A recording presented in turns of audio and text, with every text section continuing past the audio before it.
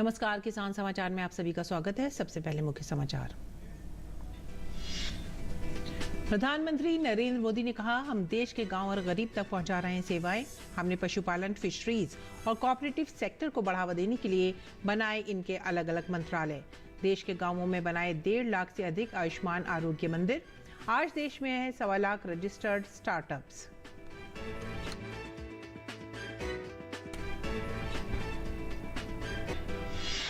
केंद्रीय कृषि एवं किसान कल्याण मंत्री अर्जुन मुंडा ने कृषक उत्पादक संगठन FPO व किसान अनुकूल ऐप के लॉन्च। कहा, किसानों को अब ई-नाम ऐप पर मिलेंगे अधिक खरीदार। किसान आसानी से उन्हें अपने भाव पर बेच सकेंगे फसल।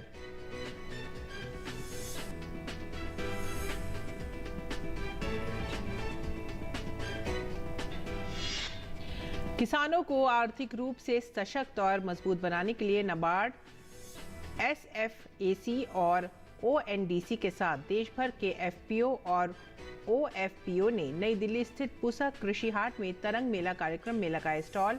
मेले के जरिए किसानों को मिलेगा बड़ा प्लेटफॉर्म।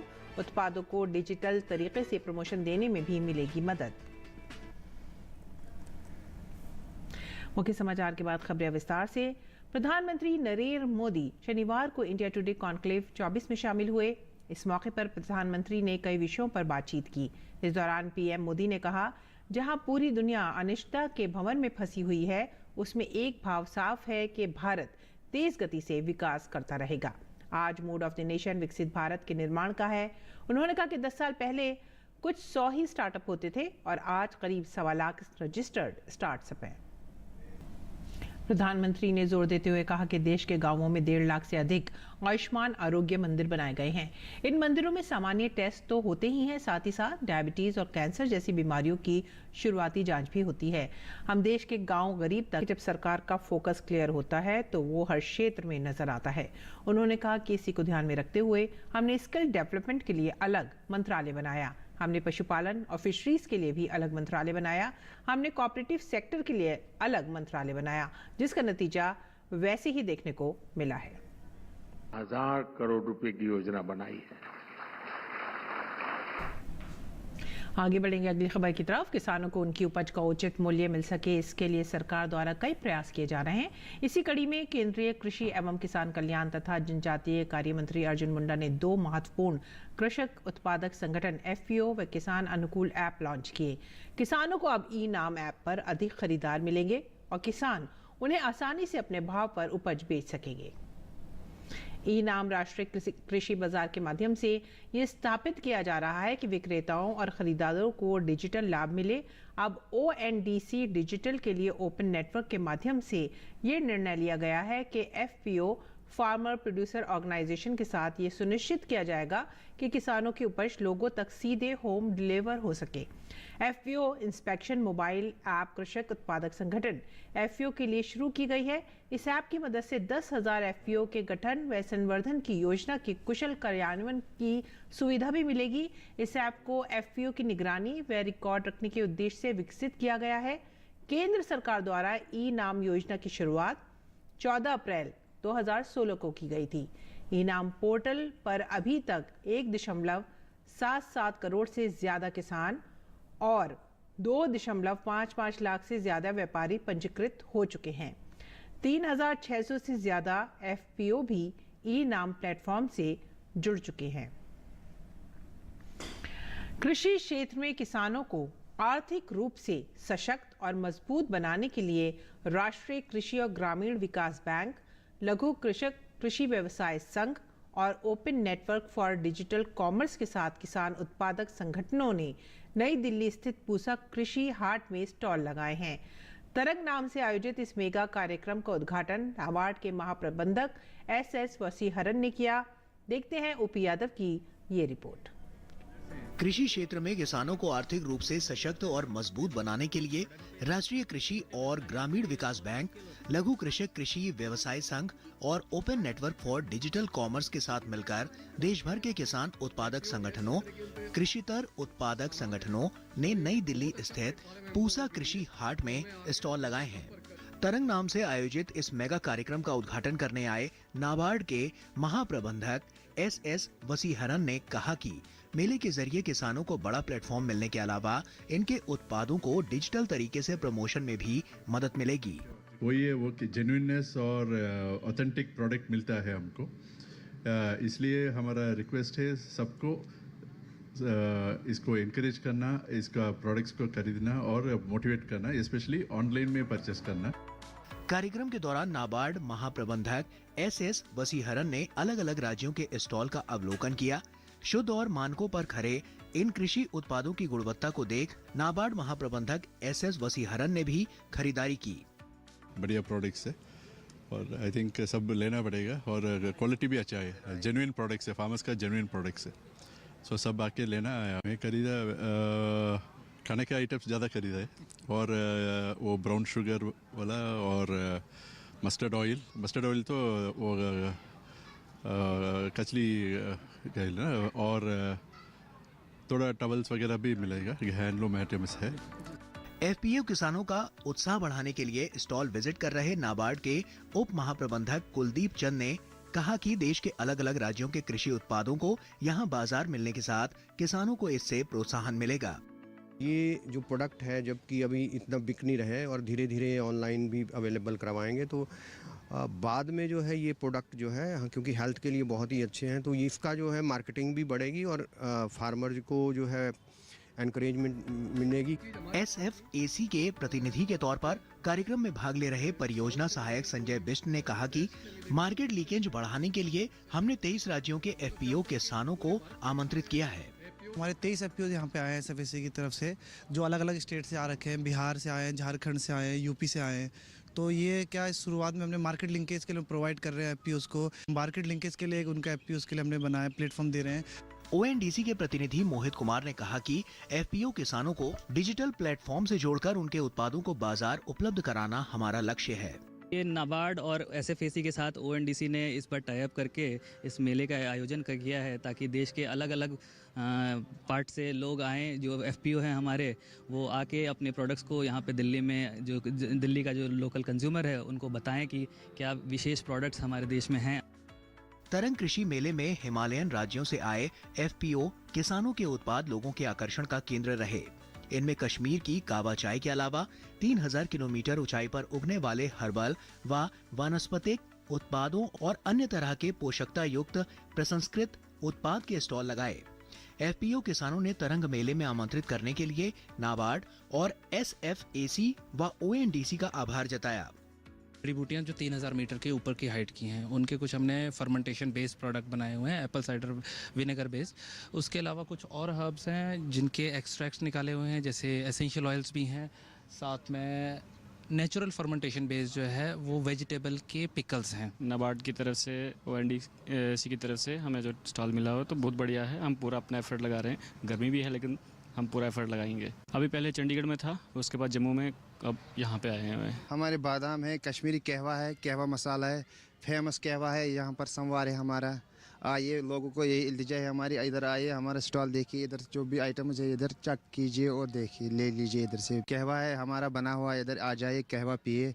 कश्मीरी सेफरान चाय है जो फेमस कश्मीरी चाय है। इधर फ़ायदा बहुत बढ़िया हो रहा है, फुटफॉल भी अच्छा है, मार्केटिंग भी अच्छा हमारा नेटवर्क बन रहा है। बहुत बहुत धन्यवाद है मैं SFAC और नाबार्ड के लिए कि किसानों को एक मंच दे रहे हैं। उत्पाद में सर अपने पास में जौ का सत्तू है, बकवीट है, चौलाई है, फापरा है, जो अपना थोड़ा सा कड़वे टाइप का होता है, बट ये कहना कि बहुत अच्छा है, यूज़फुल है। और बाकी रागी है अपना जो लोकल में वहाँ पे रहता है। तहे दिल से धन्यवाद करना चाहूँगा कि हमें ये प्लेटफॉर्म दिया है अपना प्रोडक्ट को दिखाने का।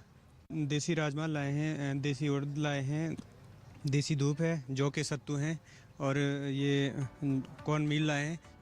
मेले में खास तौर पर पतंजलि ऑर्गेनिक रिसर्च सेंटर के सहयोग से बुंदेलखंड में बने FPO किसानों के स्टॉल भी लगे।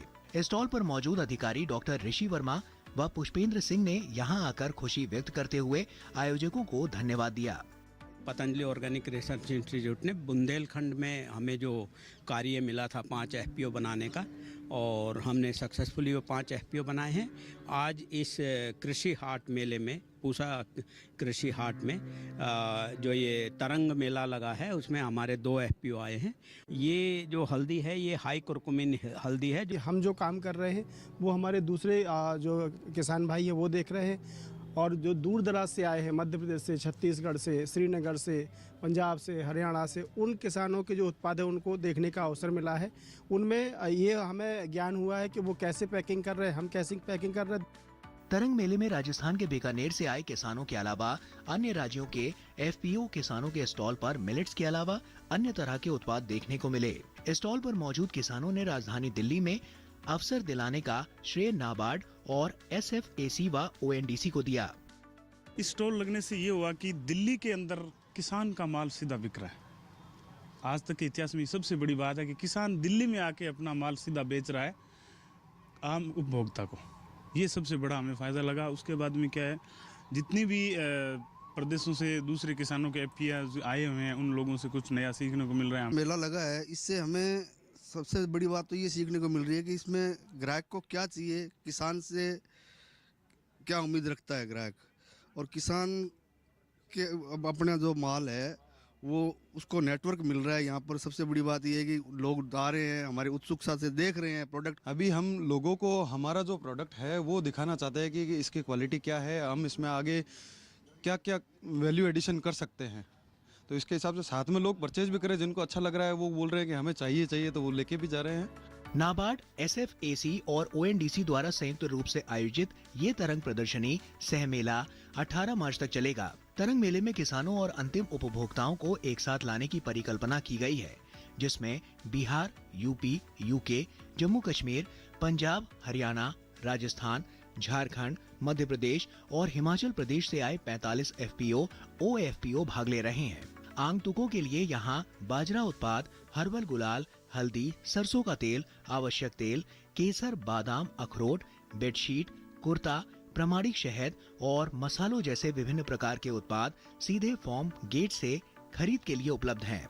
तो देर किस बात की, आ जाइए पूसा स्थित नई दिल्ली कृषि हाट बाजार में। यहाँ आपको निशुल्क प्रवेश के साथ खरीदारी के दौरान लकी ड्रॉ में शानदार गिफ्ट पाने का भी सुअवसर मिलेगा। राजधानी नई दिल्ली स्थित पूसा कृषि हाट के अंदर नाबार्ड और SFAC द्वारा तरंग कृषि मेले का आयोजन किया गया। इस मेले में देश भर से आए प्रगतिशील किसान और FPO उत्पादक किसानों ने न केवल अपने अपने कृषि उत्पादों के स्टॉल लगाए, बल्कि रोजगार, व्यापार और कारोबार की संभावनाएं भी तलाशी। निश्चित तौर पर इस तरह के कार्यक्रमों के आयोजन से एक और जहां किसानों के कृषि उत्पादों को राष्ट्रीय स्तर पर एक बाजार मिलता है, वहीं दूसरी ओर प्रधानमंत्री नरेंद्र मोदी के एक भारत श्रेष्ठ भारत की संकल्पना को सच्चे मायनों में साकार करने का अनुकरणीय प्रयास भी होता है। मेरे सहयोगी कैमरामैन विश्व बंधु के साथ मोपी यादव, DD न्यूज, दिल्ली। अगली खबर रामेश्वरम से। रामेश्वरम में श्रीलंकाई नौसेना ने 21 मछुआरों को पकड़ लिया है और उनकी 2 नावें भी जब्त कर ली हैं। इस बात की जानकारी रामेश्वर मछुआरा संघ ने दी है।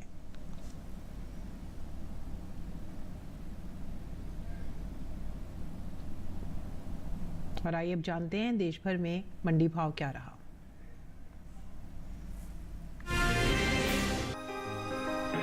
कृषि उपज मंडियों में इन दिनों उड़द की आवक सामान्य बनी हुई है। भाव की बात करें तो शनिवार को देश के ज्यादातर मंडियों में उड़द के सौदों में मिला जुला रूप देखने को मिला।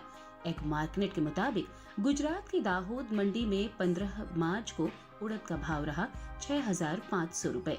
16 मार्च को इसके भाव में 500 रुपए की गिरावट आई और भाव 6,000 रुपए पर आ गया। उत्तर प्रदेश की बहराइच मंडी में इस दौरान उड़द के सौदों में मजबूती के साथ कारोबार हुआ। यहाँ 15 मार्च को उड़द का भाव था 8,915 रुपए।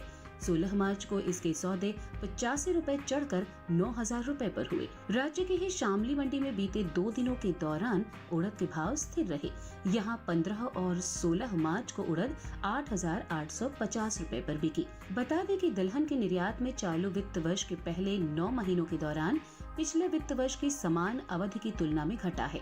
एपीडा के मुताबिक साल 2023-24 में अप्रैल से दिसंबर महीने के दौरान कुल दलहन का निर्यात 4,06,000 टन का हुआ है, जबकि साल 2022-23 के दौरान दलहन का कुल निर्यात 5 लाख टन का हुआ था।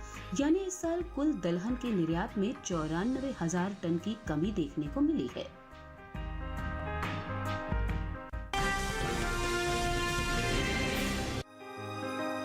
इन दिनों गुजरात की ज्यादातर मंडियों में अरंडी की आवक देखने को मिल रही है।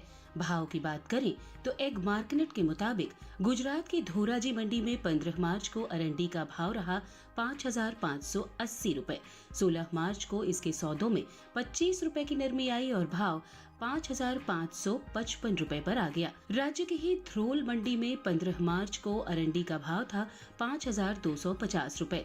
16 मार्च को इसके सौदों में 10 रुपए की नरमी आई और भाव 5,240 रुपए पर आ गया। हालांकि हलवद मंडी में बीते 2 दिनों के दौरान अरंडी के भाव स्थिर रहे।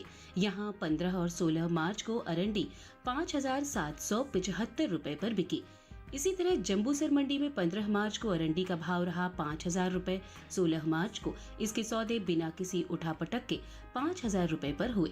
29 फरवरी को कृषि एवं किसान कल्याण मंत्रालय की ओर से साल 2023-24 के लिए प्रमुख खरीफ और रबी मौसम फसलों की पैदावार का दूसरा अग्रिम अनुमान जारी किया है, जिसमें पिछले कृषि वर्ष से जायद के मौसम को रबी मौसम से अलग कर दिया गया है और इसलिए इस साल क्षेत्र, उत्पादन और उपज के दूसरे अग्रिम अनुमान में सिर्फ 2 ही मौसम को शामिल किया गया है, जो है खरीफ और रबी मौसम। रबी और खरीफ तिलहन की उपज पर नजर डालें तो साल 2023-24 के दौरान खरीफ तिलहन की पैदावार 228.42 लाख मीट्रिक टन होने का अनुमान जताया गया है, जबकि रबी तिलहन की उपज साल 2023-24 में 137.56 लाख मीट्रिक टन हो सकती है। साल 2023-24 के दौरान कुल तिलहन की पैदावार 365.98 लाख मीट्रिक टन होने का अनुमान है, जिसका असर कुल तिलहनी फसलों के बाजार भाव पर पड़ता दिख सकता है।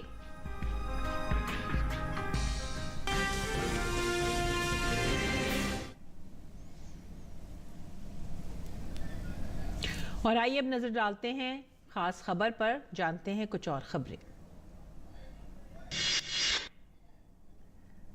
दिल्ली आबकारी नीति मामले में प्रवर्तन निदेशालय ने मुख्यमंत्री अरविंद केजरीवाल को एक बार फिर समन भेजा है। ईडी ने केजरीवाल को पूछताछ के लिए 21 मार्च को बुलाया है। ये केजरीवाल को ईडी का नवा समन है। दिल्ली के मुख्यमंत्री अरविंद केजरीवाल को ईडी के नवे समन पर दिल्ली भाजपा अध्यक्ष वीरेंद्र सचदेवा ने कहा कि शराब नीति घोटाले में एजेंसी लगातार अपना काम कर रही है। उन्होंने कहा कि केजरीवाल जांच से भाग क्यों रहे हैं। आचार संहिता लागू होने के साथ ही देश में कई जगहों पर प्रशासन ने बैनर और पोस्टर हटाना शुरू कर दिया है। उत्तर प्रदेश के बदायूं जिले में डीएम मनोज कुमार के निर्देश पर शहर में सार्वजनिक स्थानों पर लगे पोस्टर, होर्डिंग और फ्लैक्स हटना शुरू हो गए हैं। कांग्रेस नेता राहुल गांधी ने आज सुबह दक्षिण मुंबई में महात्मा गांधी के आवास मणि भवन से न्याय संकल्प पदयात्रा निकाली। राहुल गांधी की बहन प्रियंका गांधी वाड्रा और महात्मा गांधी के परपौत्र तुषार गांधी भी कांग्रेस समर्थकों के साथ पैदल मार्च में शामिल हुए। नागरिकता संशोधन कानून पर दिल्ली के मुख्यमंत्री अरविंद केजरीवाल के बयानों की हर तरफ निंदा हो रही है। इसी कड़ी में हिंदू सेना ने केजरीवाल के खिलाफ पोस्टर लगाए हैं, जिसमें कहा गया कि इंडी गठबंधन सीए के बहाने हिंदू, सिख और जैन को भारत में नागरिकता देने का विरोध कर रहे हैं। राष्ट्रीय स्वयंसेवक संघ की अखिल भारतीय प्रतिनिधि सभा में दत्तात्रेय हॉसबले एक बार फिर से सर कार्यवाह बनाए गए। उन्हें 2024-27 के लिए सर कार्यवाह पद पर फिर से चुना गया है। वे 2021 से सर कार्यवाह दायित्व का निर्वहन कर रही हैं। हरियाणा के दारूहेड़ा में एक फैक्ट्री में बॉयलर फटने से करीब 40 लोग घायल हो गए हैं। इस घटना में कई लोग झुलस भी गए हैं। एक घायल की हालत गंभीर है, जिसे रोहतक रेफर किया गया है। घायलों को रेवाड़ी के सर शादीलाल ट्रॉमा सेंटर में भर्ती कराया गया है। हरियाणा के मुख्यमंत्री नायब सिंह सैनी ने रेवाड़ी बॉयलर ब्लास्ट मामले में मजिस्ट्रेट जांच के आदेश दिए हैं, जिसमें जांच कमेटी निर्धारित अवधि में अपनी रिपोर्ट सौंपेगी। मुख्यमंत्री ने घायलों को तुरंत इलाज उपलब्ध कराने का निर्देश भी दिया है। इंदौर के छोटी गवाल टोली क्षेत्र में शनिवार शाम भीषण आग लगने से कई दुकानें जलकर राख हो गईं। आग लगने से वहां अफरा तफरी मच गई। सूचना मिलते ही फायर ब्रिगेड की टीम मौके पर पहुंची और आग बुझाने का काम शुरू किया। आग कैसे लगी इसकी जानकारी अभी तक नहीं मिल पाई है। तमिलनाडु के नीलगिरी जिले में वायुसेना आग बुझाने के काम में जुटी है। वायुसेना ने अब तक आग प्रभावित क्षेत्रों में लगभग 8000 लीटर पानी गिराया है। आग बुझाने के प्रयास में वन विभाग और जिला प्रशासन मिलकर वायुसेना की मदद कर रहे हैं। अंत में मुख्य समाचार एक बार फिर से।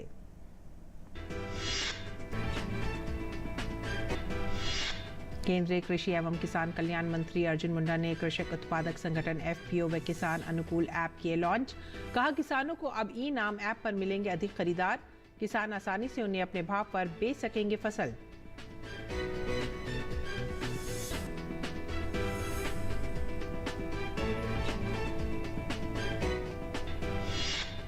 किसानों को आर्थिक रूप से सशक्त और मजबूत बनाने के लिए नाबार्ड, SFAC और ONDC के साथ देश भर के FPO और OFPO ने नई दिल्ली स्थित पूसा कृषि हाट में तरंग मेगा कार्यक्रम में लगाए स्टॉल।